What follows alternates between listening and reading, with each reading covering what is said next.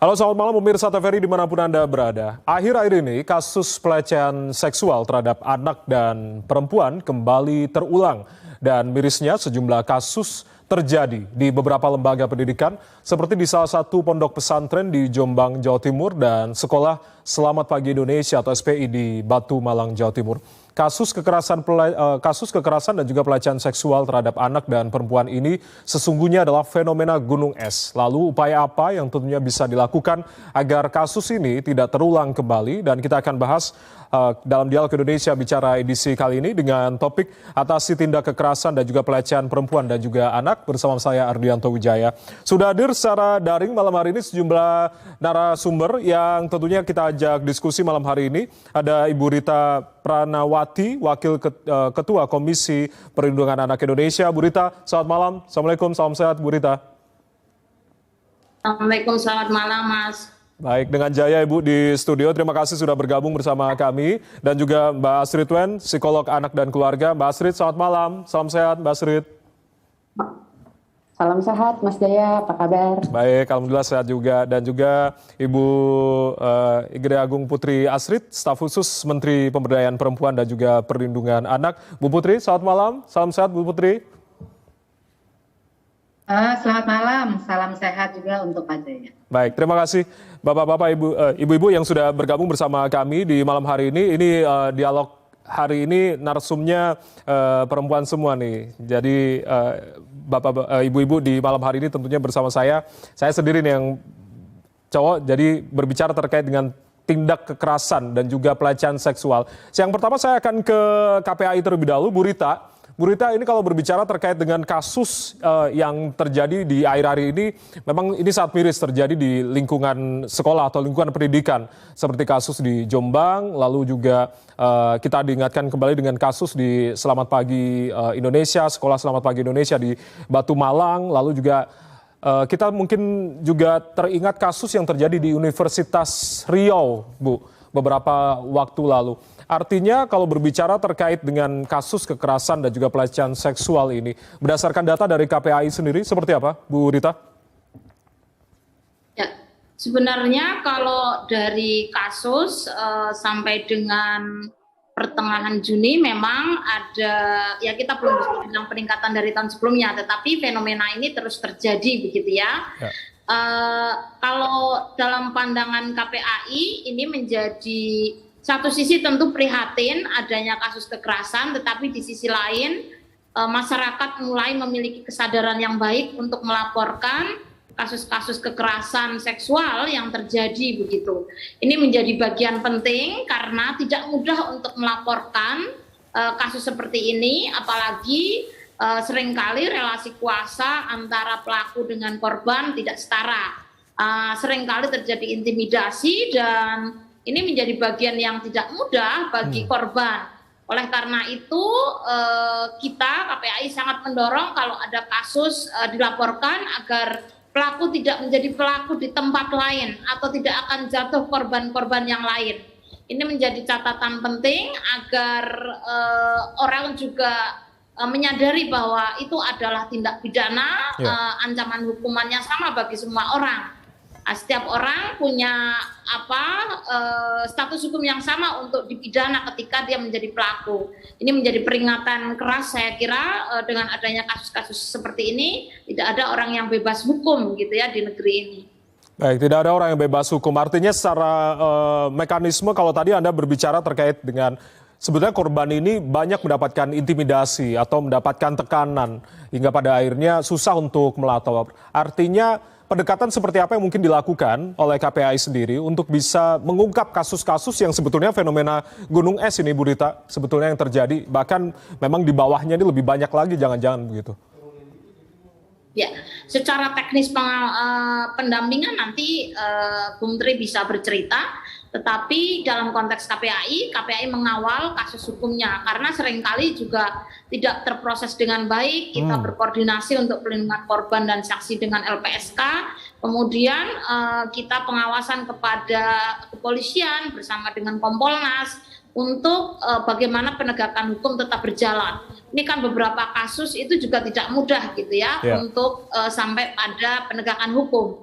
Maka kemudian jejaring bersama termasuk dengan Kementerian Pemberdayaan Perempuan dan Perlindungan Anak agar penegakan hukum itu ya tidak pandang bulu gitu, dan proses hukumnya harus sama gitu.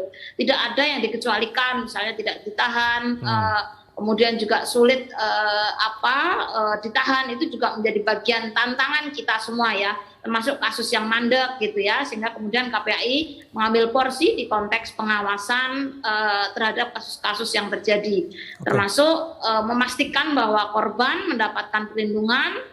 Jika memang dalam kondisi yang sangat membutuhkan, maka LPSK bisa digandeng untuk melindungi korban agar nanti tidak korban dan saksi sekaligus, sehingga kemudian di dalam persidangan dan proses hukum lainnya tetap merasa aman dan nyaman, karena itu sangat tidak mudah bagi korban kekerasan seksual, Mas. Tentunya, nanti mungkin saya akan bahas bersama dengan Mbak Asrid, tapi sebelum itu saya akan ke Bu Putri. Bu Putri, artinya kalau berbicara fenomena gunung es, ini sebetulnya kalau berdasarkan data dari Kementerian PPPA, ini apakah memang saat ini negara kita sudah dinyatakan darurat kekerasan dan juga pelecehan seksual, atau seperti apa Bu sebetulnya?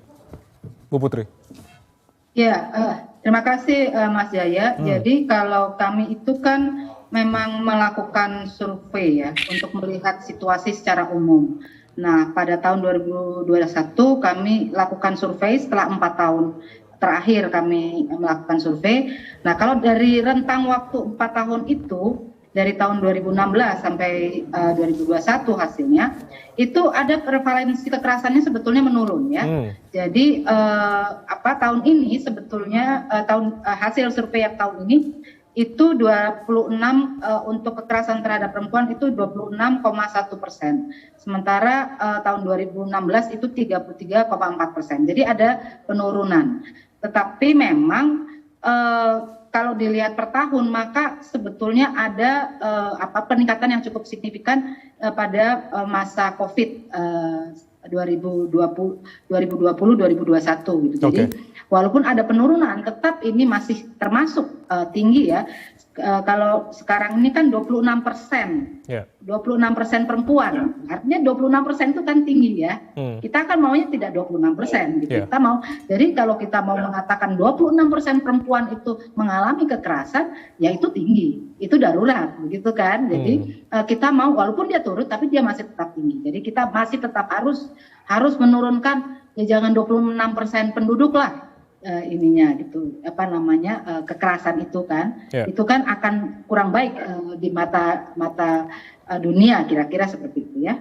Baik, saya akan ke Mbak Asrid. Mbak Asrid, kalau tadi Bu Rita juga sempat menjelaskan bahwa memang hidup sebagai korban dari pelecehan dan juga kekerasan seksual terhadap perempuan dan juga anak ini tidak mudah, karena di tengah intimidasi, teror, ancaman, dan traumanya juga berkepanjangan begitu. Bahkan hingga selesai putusan ketok palu ini juga akan selalu teringat di korban begitu. Apa sebetulnya yang Anda cermati dari para korban kekerasan seksual dan juga pelecehan seksual pada anak dan juga perempuan ini, Mbak Asrid? Ya, kita banyak sekali, memang benar seperti Mas Jaya katakan ya, kita pikir kalau kasusnya sudah dilaporkan, lalu kemudian diproses, itu sudah selesai. Itu kasusnya yang selesai. Tetapi dampak trauma itu sebenarnya ada trauma jangka pendek, ada trauma jangka panjang. Nah, ini yang kita tidak sadari. Kekerasan seksual pada sebagian besar penyintas ini pemulihannya sangat sulit dan mengubah hidup dia hingga akhir hidupnya gitu ya. Jadi tidak sama lagi. Walaupun kalau kita lihat mungkin kekerasan seksualnya sepertinya tidak hingga pemerkosaan gitu ya. Tetapi dampak traumatis itu pada setiap anak, setiap orang dewasa itu berbeda-beda.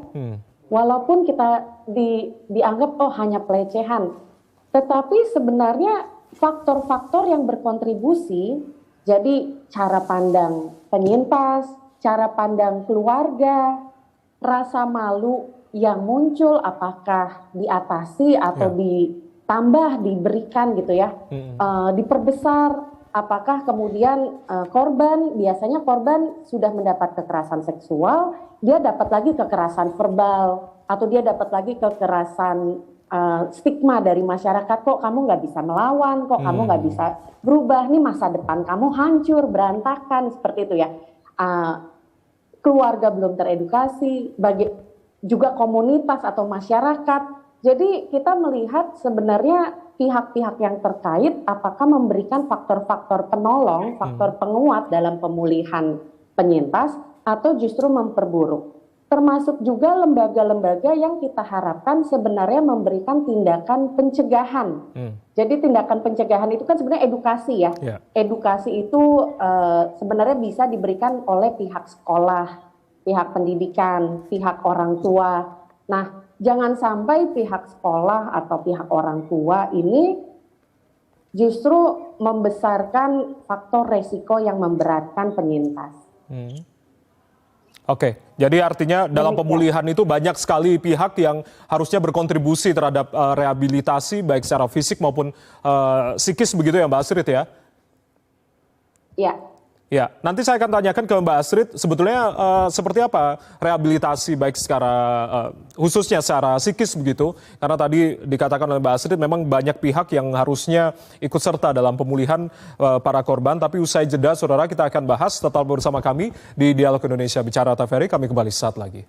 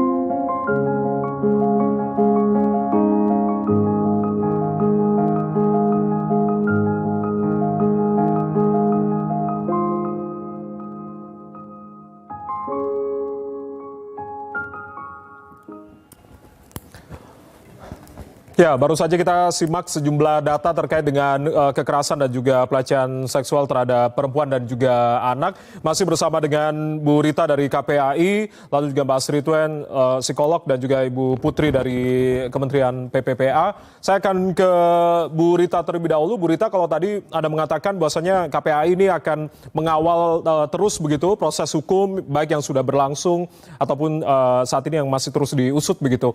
Di beberapa kasus seperti halnya di Jombang, Jawa Timur, para santriwatinya ini masih mengalami atau mendapatkan intimidasi dan juga teror. Di SPI, Selamat Pagi Indonesia, juga pelaku ini kabarnya juga masih belum ditahan begitu. Artinya masih ada kekhawatiran itu semua, Bu. Apa yang mungkin, perkembangan apa yang mungkin bisa KPAI jelaskan terkait dengan kasus-kasus ini, Bu Rita? Sebenarnya kalau untuk SPI akhirnya akan ditahan ya. KPAI sendiri dengan KPPA juga turun bersama waktu itu di Malang. Kita juga ngecek semua gitu ya, kan siapa tahu kondisi anak hari ini seperti apa, itu juga menjadi bagian dari pencegahan yang kita lakukan. Sedangkan terkait dengan kasusnya, sekali lagi kita hubungkan korban-korban dan saksi dengan LPSK gitu ya, karena kadang-kadang satu kasus itu bisa lama berputar, tidak bergerak gitu ya, dan hari ini saya kira publik dan media massa juga punya peran yang sangat baik begitu ya, untuk bagaimana upaya penegakan hukum yang kita lakukan proses di dalam, misalnya dengan koordinasi dengan lintas kementerian lembaga, kemudian didukung oleh media, itu juga menjadi bagian yang penting. Nah, kalau terkait dengan ya beberapa kasus itu sebenarnya memang mengalami kesulitan. Kadang-kadang kita juga sampai dengan Kompolnas, Mas ya. Karena kan pada titik tertentu itu tidak berjalan gitu. Maka kemudian kita meminta koordinasi dengan Kompolnas untuk bagaimana agar sebuah kasus itu juga bisa terungkap. Salah satunya yang Depok itu kan tidak tertangkap juga lama, kemudian pada akhirnya tertangkap, kemudian bisa berproses hukum dan sekarang sudah divonis misalnya. Itu adalah kerjasama lintas sektor saya kira. Ya, kerjasama lintas sektor termasuk juga Kementerian PPPA. Bu Putri, artinya ini kan banyak juga sebetulnya kasus-kasus lama yang baru saja terungkap hingga akhir-akhir ini. Artinya fenomena gunung es kembali lagi begitu. Anda tadi mengatakan bahwasannya memang survei memang terjadi pengurangan terhadap angka kekerasan seksual. Tapi ternyata yang belum terungkap ini sebetulnya jangan-jangan juga banyak, Bu Putri. Artinya koordinasi seperti apa untuk bisa mengawal kasus ini hingga tuntas dengan KPAI tentunya, dengan Kompolnas ataupun pihak lain, dan juga pendampingan seperti apa yang nantinya akan dilakukan oleh kementerian terkait, dalam hal ini Kementerian PPPA begitu, untuk bisa merehabilitasi secara psikis agar tidak terjadi trauma yang secara berkepanjangan tadi yang Mbak Astrid katakan, Bu Putri. Baik, saya kira di dalam penanganan memang kami semakin menyadari bahwa di dalam khusus penanganan, tadi saya bicara tentang prevalensi, tapi dalam hal penanganan saya kira semakin lama kami menyadari bahwa memang Kementerian PPPA tidak pernah bisa bekerja sendiri di dalam penanganan. Kami memang harus selalu bersinergi, dan ini karena karakter kasus dari kekerasan seksual ini bukan maling ayam ini. Kalau maling ayam gampang, ayamnya ketahuan siapa, korbannya siapa, yang hilang apa, itu jelas ya. Kemalingan rumah jelas, yang hilang harta benda, TV, barang elektronik. Tapi kalau kekerasan seksual ini kan yang hilangnya harga diri ya, martabat. Jadi kita harus bersinergi dengan banyak pihak, dan kementerian sendiri walaupun kami itu levelnya kementerian, tapi kami menyadari bahwa tidak semua perangkat penanganan kasus pemulihan korban itu ada pada kami, tapi justru ada di kementerian-kementerian yang lain, sehingga kami melakukan komunikasi yang intensif dengan Kementerian Kesehatan, Kementerian Sosial. Kami mengidentifikasi ya kebutuhan korban itu apa saja. Nah, nanti kami lihat, oh ini adanya pemenuhannya di Kementerian Sosial tentang pemulihan. Kemudian untuk kesehatan, masalah visum. Kami masih terus mencoba berbicara dengan Kementerian Kesehatan agar visum bisa dilihat sebagai sebuah bukan penyakit, tetapi sesuatu yang bisa nanti di-cover oleh pemerintah. Pemerintah daerah juga kami bersinergi. Jadi memang ini kekerasan seksual, apalagi ini fenomena gunung es, ini harus dikerjakan bersama-sama. Dan tentunya tidak lupa kami juga merasa sangat-sangat terbantu oleh lembaga-lembaga pendamping masyarakat ya. Karena kekerasan seksual itu nuansa kulturalnya sangat tinggi, banyak keterlibatan masyarakat. Jadi memang harus ada pendekatan sosial, psikologis maupun antropologis untuk bisa mendekatkan korban dengan pemulihan dengan cepat. Saya kira kementerian menyadari betul bahwa ini tidak mungkin satu instansi, ini harus bersama-sama dan juga dengan pemerintah daerah. Sehingga kami terus mencoba membuat semacam pedoman, acuan agar bisa agar bisa nantinya begini Mas, jadi kan karena kementerian ini kan tugasnya membuat perangkat lunak bagaimana mekanisme ini secara nasional itu bisa dilaksanakan. Nah ini kan bukan pekerjaan yang 1-2 tahun, SDM-nya untuk mendampingi harus disiapkan, karena secara nasional yang kita harus tangani gitu. Jadi kita coba bikin mekanisme nasional pelayanan secara terpadu antar instansi, antar kementerian, agar kecepatan di dalam menangani dan ketepatan di dalam menangani itu semakin lama kualitasnya bisa kita tingkatkan. Ya, mekanisme itu artinya sudah saat ini sedang disusun atau seperti apa, Bu Putri? Kami sudah berhasil dalam arti begini, kalau kita lihat Undang-Undang Tindak Pidana Kekerasan Seksual yang baru saja disahkan RUU TPKS 12 April. Ya, dan kemudian diundangkan Mei, itu mekanisme.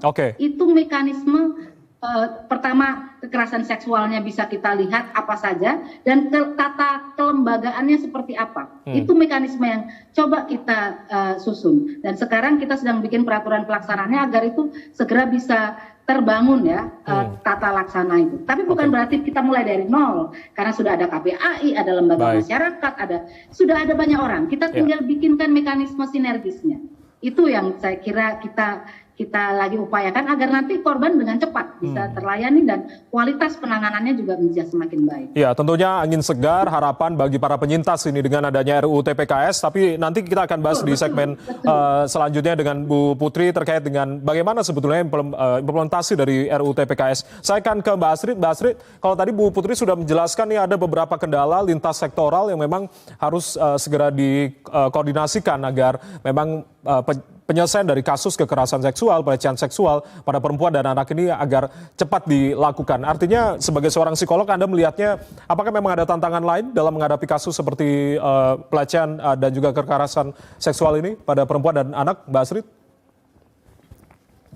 Ya, yang pertama kita tantangannya biasanya memang pertama berani melapor ya. Tadi sudah diberitahu oleh Ibu Rita, pasti berani melapor itu menjadi tantangan yang paling berat biasanya untuk penyintas dan keluarga. Yeah. Jadi perlu sekali ada sosialisasi dan juga program yang mengatasi stigma dari masyarakat bahwa sebenarnya melapor itu baik, bahwa korban itu sebenarnya tidak perlu dipermalukan, tidak boleh dipermalukan, justru harus dihargai keberaniannya. Lalu yang kedua adalah keterbukaan lembaga. Misalnya jika ini terkena pihak sekolah ya, mendapati dari jaringan sekolah masih malu ya karena nama sekolahnya muncul gitu. Jadi sebenarnya dari sekolah juga perlu memberanikan diri bahwa sebenarnya enggak, ini bukan masalah nama sekolah yang diperburuk, sebenarnya ini untuk membangun sistem yang aman untuk anak-anak bisa belajar. Apalagi kita sedang mendidik generasi masa depan ya, generasi perempuan dan laki-laki. Jadi kita perlu menunjukkan kepada murid-murid kita bahwa kami melindungi dan juga menjaga supaya tindakan yang salah itu tidak terus terulang. Jadi bisa dibuka dan percaya kepada proses hukum bahwa ini baik oknumnya kami serahkan gitu. Jadi seringkali kan oknumnya tidak diserahkan ya. Jadi secara sistem tuh masih sulit sekali untuk bertemu misalnya antara pelaku dengan misalnya penyelidik seperti itu, atau dari orang tua meminta keterangan dari informasi dari sekolah, itu biasanya masih sangat sulit sekali. Lalu kemudian juga senang sekali ya tadi ada berita dari Ibu Putri bahwa sudah ada tindakan-tindakan untuk memudahkan visum ya, karena memang kegiatan visum ini kan juga walaupun kita lihat visum sederhana ke rumah sakit, kenyataannya nggak begitu ya. Kenyataannya pasti mereka ongkosnya bagaimana, lalu rumah sakit tuh di mana gitu ya, kan di daerah-daerah kadang rumah sakit jauh sekali. Lalu nanti ke rumah sakit ngomongnya bagaimana, belum tentu semua pelayan rumah sakit mengerti kalau kekerasan ini adalah kasus kekerasan seksual. Cara berhadapan, bertanya, melakukan interview kepada korban juga bagaimana. Jadi memang masih banyak PR-nya sebenarnya, tapi dengan adanya diskusi ini kita bisa melihat bahwa ternyata ada upaya-upaya ya yang terus dilakukan baik oleh pemerintah. Jadi kita bisa mendukung sebenarnya, lebih menggaungkan apa yang sudah dilakukan oleh pemerintah. Jadi supaya banyak orang juga boleh ibaratnya menggaungkan ya, bahwa ini terjadi nih, ini ada kasus yang berhasil nih, sehingga orang boleh lebih berani melaporkan. Baik, nanti saya akan tanyakan ke Bu Rita terkait dengan membangun sistem yang aman. Tadi dikatakan oleh Mbak Astrid, karena memang ini beberapa kali terjadi di lembaga pendidikan yang seharusnya ini juga mendidik anak-anak, tapi juga ternyata tindak kekerasan dan juga pelecehan seksual tidak terlepas dari beberapa oknum di lembaga pendidikan. Kita akan bahas usai jeda berikut ini. Tetaplah bersama kami saudara, tetap di Dialog Indonesia Bicara TVRI. Kami kembali saat lagi.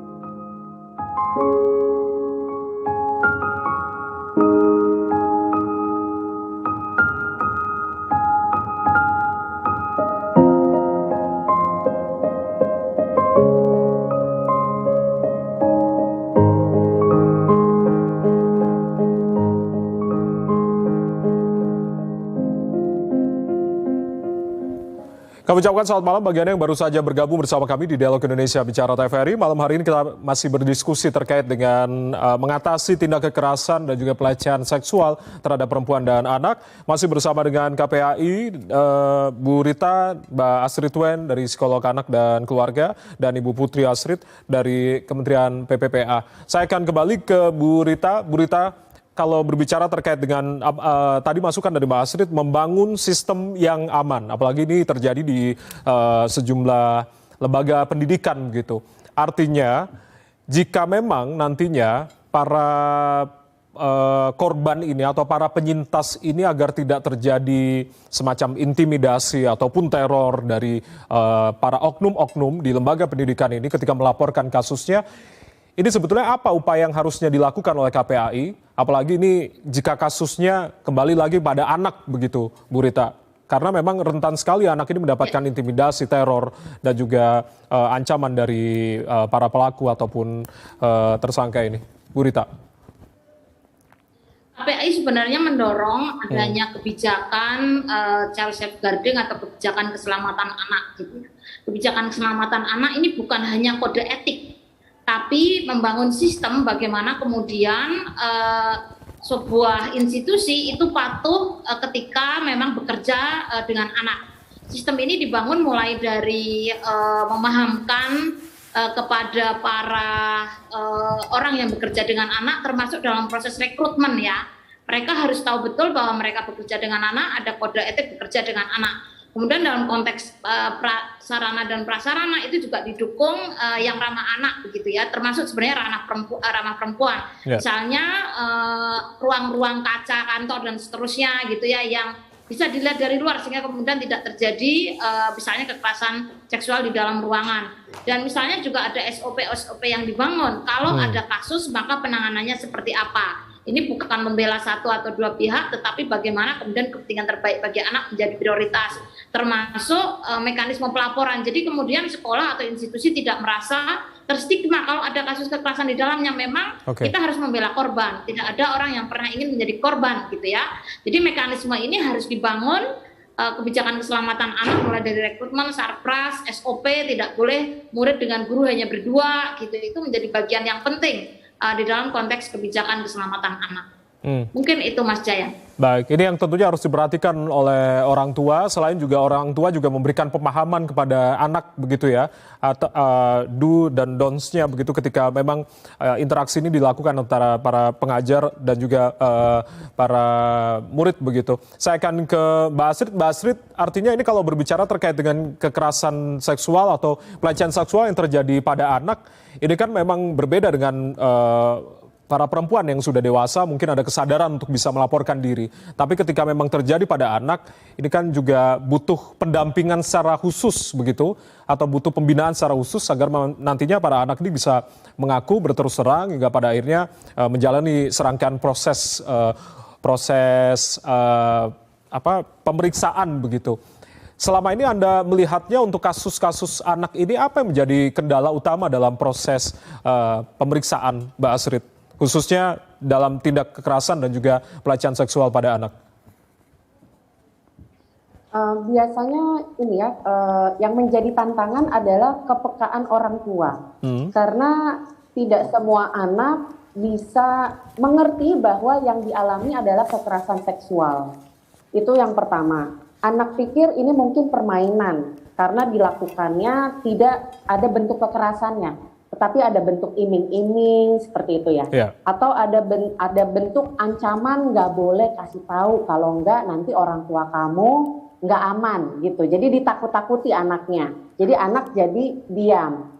Atau mungkin ketika ini terjadi tidak hanya pada satu korban, jadi mungkin ada beberapa korban anak melihat ini dia tidak yakin apakah ini sebenarnya benar atau salah. Jadi yang paling perlu dilihat memang orang tua perlu sekali memberikan waktunya kepada anak. Kita mengenal anak kita berkomunikasi kepada anak sehingga anak ini dekat sama kita dan dia bisa bercerita tentang apa saja yang dia alami pada hari-harinya. Apa yang buat dia bingung, apa yang buat dia nggak nyaman. seringkali kasus kekerasan anak ini tercuat karena anaknya berani bercerita dan orang tua mendengarkan. Ya. Kadang-kadang kan anak hanya mengatakan sakit seperti itu ya, atau muncul perubahan tingkah laku yang tadinya ceria sekarang pendiam, atau yang tadinya bisa tidur kok sekarang susah tidur. Nah, perubahan-perubahan ini hanya bisa dilihat oleh orang tua ketika orang tua hadir untuk anak dan dia bisa lihat, ini kok kayaknya anak saya berubah ya, ada apa ya? Lalu kemudian dengan segala kecemasan yang dimiliki oleh orang tua juga berhati-hati untuk menanyakan kepada anak secara netral. Jadi ini juga suatu hal yang nggak mudah ya, Mas. Kita tahu nih orang tua berusaha bertanya.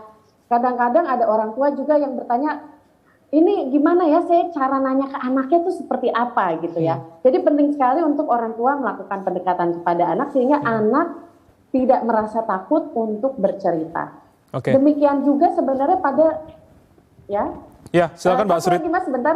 Ya, silakan Mbak. Demikian juga kepada remaja wanita. Remaja wanita kadang-kadang kan takut ya, takut dia disalahkan. Jadi penting sekali untuk orang tua benar-benar hadir dan mengatakan bahwa kamu nggak perlu malu, kita ada untuk kamu, ayo kita dengarkan cerita kamu.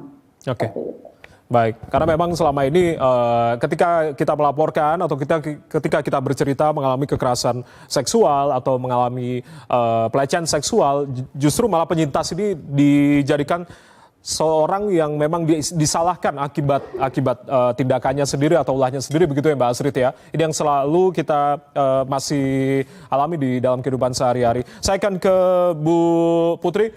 Bu Putri, Anda tadi sempat membahas terkait dengan undang-undang TPKS, artinya ini menjadi harapan, menjadi angin segar bagi para penyintas begitu.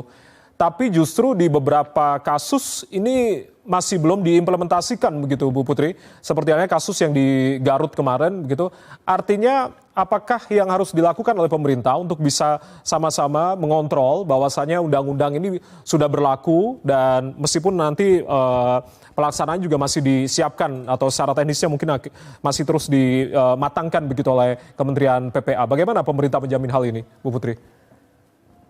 Ya, memang kalau kita bicara bagaimana mengimplementasikan ini, komitmen dari pemerintah sudah sangat-sangat kuat.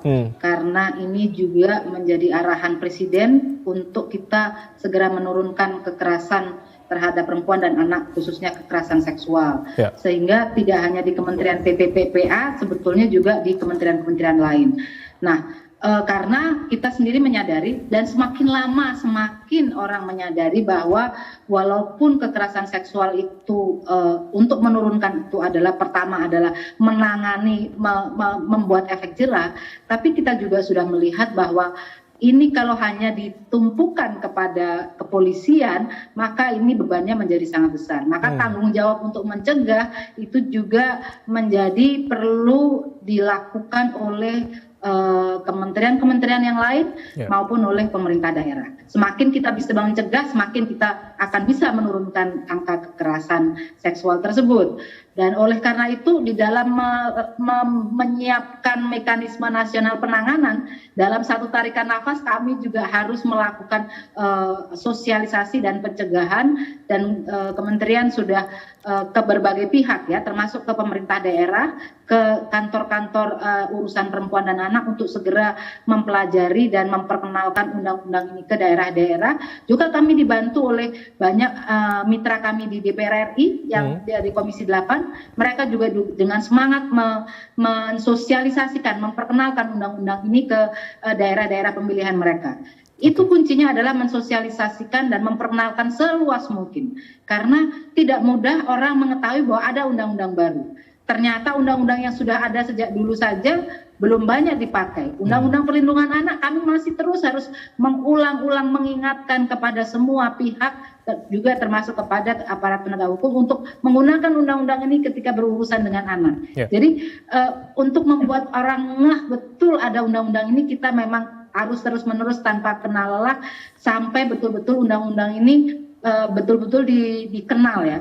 Karena kebanyakan atau pada umumnya atau utamanya sebetulnya memang KUHP yang dikenal ya, KUHP yang digunakan oleh aparat penegak hukum. Tapi undang-undang yang lain belum serta-merta digunakan. Nah ini kita juga harus terus mendorong, dan memang undang-undang TPKS sudah memandatkan ada pelatihan untuk aparat penegak hukum karena sudah menjadi prasyarat penanganan kekerasan seksual ini nantinya harus orang atau aparat petugas yang sudah memahami, sudah berperspektif korban. Itu ada mandat seperti itu di Undang-Undang TPKS. Jadi ada tugas kami juga untuk melakukan pelatihan bersama Kemenkumham. Nah, Kemenkumham yang bertanggung jawab dan kami ikut mensupport. Jadi undang-undang ini nantinya akan mendampingi KUHP. Mudah-mudahan dengan adanya pelatihan-pelatihan nantinya akan semakin banyak dari aparat penegak hukum yang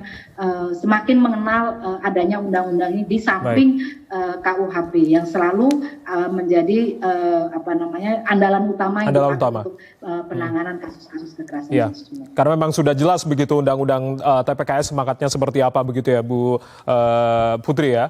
Baik, kita masih memiliki satu segmen.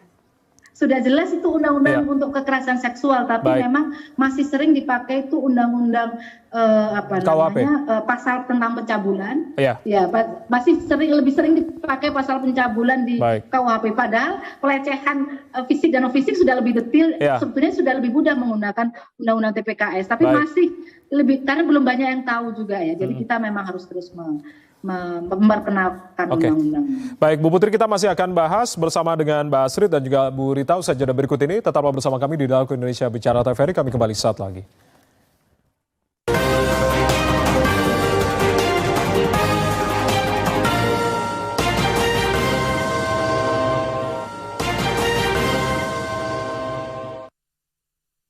Ya, kita di segmen terakhir membahas terkait dengan mengatasi tindak kekerasan dan juga pelecehan seksual pada perempuan dan juga anak. Saya akan langsung ke Bu Rita. Bu Rita, artinya Anda masih terus mengawal sejumlah kasus ini hingga selesai begitu. Begitupun juga pendampingan yang dilakukan untuk merehabilitasi para penyintas begitu. KPAI dan juga berbagai pihak tentunya, Kementerian PPPA, dan sejumlah pihak juga ikut serta begitu dalam mengawal proses ini hingga pada akhirnya tidak terjadi trauma yang mendalam. Terakhir, apa yang menjadi harapan dari KPAI sendiri, Bu, untuk kasus kekerasan seksual yang justru ini kasus-kasus lama masih juga muncul ataupun juga baru saja muncul begitu di permukaan dari fenomena gunung es ini, Bu Rita? Ya, saya kira ketegasan dalam konteks penegakan hukum itu menjadi sangat penting. Tadi apa yang disampaikan oleh Bu Putri Agung, bahwa pelatihan kepada para penegak hukum itu menjadi sangat penting agar mereka memahami konteksnya, sehingga kemudian memperlakukan kasus kekerasan seksual itu sesuai dengan aturan yang berlaku, tidak ada pengecualian. Kemudian kita berharap sebenarnya kerja-kerja kita tidak hanya seperti pemadam kebakaran, tetapi kita banyak melakukan upaya pencegahan. Tadi pencegahan dilakukan di lingkup keluarga, di lingkup sekolah, di lingkungan masyarakat, agar mereka tahu bahwa ada undang-undang yang berlaku gitu. Sekaligus juga mengedukasi kepada anak-anak bagaimana kemudian mencegah kekerasan seksual terjadi. Kemudian kita juga mendorong tadi di konteks pencegahan adalah bagaimana kemudian institusi yang bekerja dengan anak itu konsisten begitu ya, memiliki kebijakan keselamatan anak, sehingga kemudian tidak ada celah begitu ya bagi terjadinya kasus kekerasan. Sedangkan terkait dengan rehabilitasi, sebenarnya kami juga punya pengawasan begitu ya. Tadi yang disampaikan oleh Mbak Astrid itu betul, stigma itu sangat besar.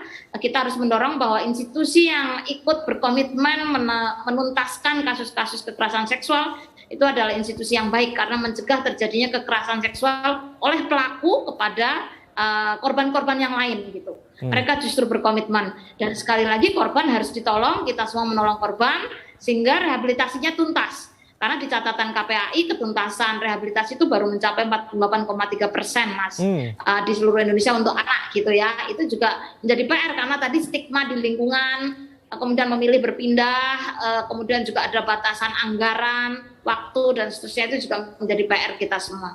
Oke, Mbak Astrid, indikator rehabilitasi dari penyintas hingga pada akhirnya tuntas. Ini sebetulnya apakah memang bisa menjadi indikator tertentu begitu? Adakah indikator-indikator tertentunya agar memang tidak terjadi trauma yang mendalam begitu terhadap penyintas ini, atau seperti apa sebetulnya Mbak Astrid? Ya, kalau pada anak biasanya perilaku perubahan yang muncul tersebut, Mas. Jadi ada perubahan tidur atau makan, perubahan tingkah laku. Ini bisa dikembalikan ke situasi semula. Jadi anaknya sudah bisa kembali ceria, lalu kemudian anaknya sudah mau makan lagi teratur atau tidurnya nyenyak.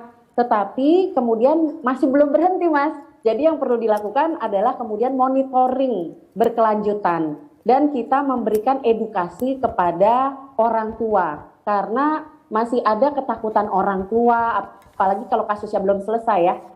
Lalu kemudian jadi kita membantu memberikan penurunan level stres kepada orang tua, lalu kita memberikan edukasi seks dan relasi kepada anak-anak dan juga keluarga. Lalu kita juga mengawasi apakah ada mindset yang salah yang muncul, Mas, di tengah-tengah proses pemulihan. Kadang-kadang mindset yang salah seperti apa, Mbak Astrid? Yang bertumbuh dalam apa? Mindset yang salah seperti apa? Contohnya?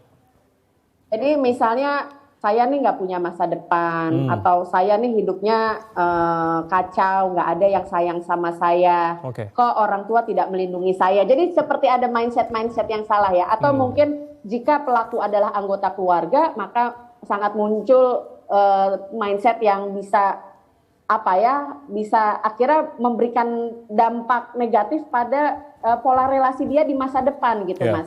Jadi sebenarnya kita melihat pola pikiran dan kita membantu anak atau remaja untuk mereka bisa adaptif dengan mindset yang baru ya.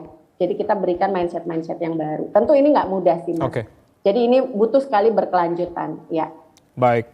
Tidak suatu hal yang mudah tentunya. Bu Putri juga setuju dengan hal ini ya Bu Putri ya, termasuk juga pemerintah juga memastikan bahwasanya kita tentunya tidak berharap kasus ini seperti fenomena gunung es yang ternyata memang di bawahnya juga semakin banyak yang belum terungkap begitu. Apa yang tentunya menjadi harapan dan juga semangat dari pemerintah untuk terus mengawal kasus kekerasan dan juga pelecehan seksual pada perempuan dan juga anak yang angkanya ini sepertinya kembali terulang banyak begitu akhir-akhir ini, Bu Putri? Ya, saya kira harapan kami adalah bahwa kami ingin sekali bahwa mekanisme penanganan kekerasan, mekanisme pencegahan itu setidak-tidaknya pada level yang berkualitas itu bisa kita capai. Kalau menurunkan angka kekerasan itu memang kita penduduknya aja 270 juta, 26%-nya prevalensinya itu kan memang besar sekali ya. Tapi paling tidak masyarakat itu tahu kemana mereka harus mengadu. Misalnya kami sudah menyelenggarakan layanan pengaduan online Sapa 129, itu bisa langsung kami upayakan itu menjadi salah satu jalan tercepat. Gitu. Kalau ini mekanisme ini bisa cukup meluas, dan artinya begini, di negara maju saja kekerasan seksualnya itu masih ada, tapi mereka kan sudah tahu mau kemana dan standar penanganannya juga sudah ada. Jadi paling tidak masyarakat tuh sudah tahu. Oh ada ininya, barangnya itu ada di mana. Walaupun mungkin karena relasi kuasa itu masih terus terjadi, kekerasan di antara pasangan itu, tapi paling tidak mereka sadar bahwa ada layanan itu. Saya kira itu yang terutama, dan saya melihat juga bahwa kalau layanan itu ada dan perempuan misalnya itu dipulihkan, kemampuan produktivitas dia untuk bekerja akan meningkat luar biasa. Jadi kalau pencegahan di tempat kerja itu bisa diadakan, mekanisme itu ada di setiap kantor, saya yakin kontribusi perempuan untuk meningkatkan kapasitasnya akan jauh lebih tinggi. Karena kekerasan seksual itu tadi juga sudah dijelaskan oleh Bu Astrid bahwa dia menimbulkan trauma, menimbulkan ketakutan. Bagaimana orang mau kreatif bekerja, mau fight untuk mencapai yang lebih tinggi kalau dia ketakutan gitu. Jadi kami ingin menghadirkan paling tidak bahwa ada layanan ini, mungkin belum sampai memuaskan betul, tapi begitu dia ada, paling tidak itu sudah memberikan kenyamanan buat orang. Kalau nanti sesuatu terjadi pada saya, paling tidak saya tahu saya harus kemana. Telepon Sapa 129. itu kan lebih lumayan lah gitu, orang lebih mudah untuk menyiapkan diri. Seperti PT KAI yang kemudian langsung memblacklist penumpang, itu kan membuat para penumpang itu menjadi. Jadi kita kasih sentuhan sedikit, saya yakin dia akan memberikan dampak yang luar biasa. Apalagi kalau kita bersama-sama bisa memberikan pelayanan yang paripurna bagi korban dari mulai pencegahan sampai rehabilitasi. Ada layanan harapannya seperti itu. Ya, ada layanan 129 tadi ya Bu. Secara singkat saja Bu Putri mungkin bisa menjelaskan kembali ketika memang kita mendapatkan perlakuan kekerasan seksual atau pelecehan seksual khususnya para kaum perempuan dan juga anak. Ini secara singkatnya melapornya seperti apa mekanismenya, termasuk juga visum tadi ya Bu Putri ya, yang sudah bisa dikoordinasikan dengan Kementerian Kesehatan akan ditanggung begitu ya Bu Putri ya. Diperjelas kembali Bu Putri, singkat saja Ibu.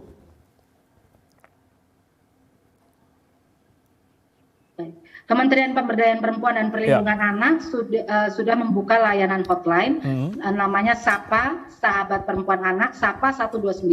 Jadi tinggal diputar saja nomornya itu, dan kami menerima layanan, menerima pengaduan, kemudian mengelola kasus, kemudian menjangkau, melakukan mediasi, pendampingan, dan penampungan sementara. Tetapi ketika mulai menelpon, kami akan mendiskusikan dengan penelpon apa saja yang mereka butuhkan, dan kami melakukan asesmen. Jadi melalui SAPA 129 sebetulnya semua orang sudah bisa menjangkau, dan kami terkoordinasi dengan layanan di daerah juga. Jadi kalau kami lihat bahwa ini harus ditangani di tingkat unit pelayanan terpadu di daerah, maka kami akan segera berkoordinasi. Jadi layanan itu sebetulnya sudah berlangsung secara nasional dan bisa dijangkau dimanapun, dan kami tinggal meningkatkan kualitas pelayanannya yang tadi diharapkan juga oleh Bu Rita, karena memang kekerasan seksual ini adalah multidimensi, jadi mulai dari pengaduan sampai penanganan, apakah akan mediasi atau maju ke ranah hukum, itu semua kan suatu proses yang panjang. Nah itu, tapi yang tahap pertamanya kami menerima pengaduan melalui SAPA 129. Demikian. Itu yang harus kita perhatikan secara bersama begitu. Terima kasih tugas dari mengawal terus tindak kekerasan dan juga pelecehan seksual. Silakan singkat saja Bu. Kalau mau tidak mau nelpon karena merasa malu atau merasa belum siap, bisa juga melalui WA. WA-nya ada di 08111 129 129. Baik, itu yang menjadi perhatian kita semua. Terima kasih Bu Putri, Mbak Asrit, Bu Rita. Tentunya ini bukan tugas dari Anda semua, tapi juga tugas kita bersama untuk terus mengawal hingga pada akhirnya kita tentu tidak berharap fenomena gunung es ini terjadi dalam kasus kekerasan dan juga pelecehan seksual terhadap perempuan dan juga anak. Terima kasih Ibu-Ibu, Bu Rita, Mbak Asri, dan juga Bu Putri sudah bergabung bersama kami di Dialog Indonesia Bicara TVRI. Salam sehat selalu Ibu-Ibu. Terima kasih. Selamat malam. Dan saudara, demikianlah Dialog Indonesia Bicara edisi kali ini. Saya Ardianto Wijaya mewakili teman-teman yang bertugas mengucapkan terima kasih atas kebersamaan Anda. Tetap saksikan TVRI, media pemersatu bangsa. Selamat malam, sampai jumpa.